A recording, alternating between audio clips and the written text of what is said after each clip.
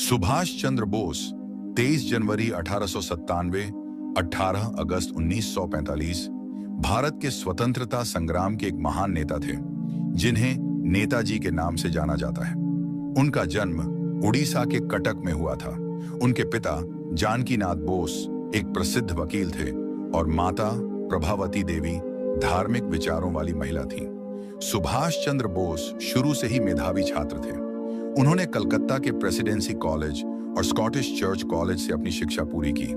इसके बाद उन्होंने 1920 में ब्रिटिश सिविल सेवा परीक्षा ICS पास की, लेकिन अपनी मातृभूमि की सेवा के लिए उन्होंने इस प्रतिष्ठित पद को त्याग दिया।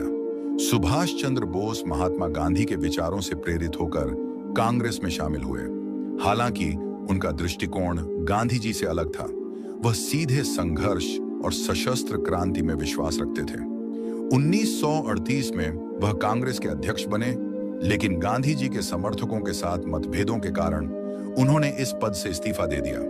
इसके बाद उन्होंने फॉरवर्ड ब्लॉक नामक पार्टी की स्थापना की। आजाद हिंद फौज INA। द्वितीय विश्व युद्ध के दौरान सुभाष चंद्र बोस ने भारत को आजाद कराने के लिए जर्मनी और जापान का सहयोग लिया। उन्होंने 1943 में सिंगापुर में आजाद हिंद फौज की स्थापना की और दिल्ली चलो का नारा दिया। उनकी फौज ने भारत के पूर्वोत्तर भागों में अंग्रेजों के खिलाफ युद्ध किया।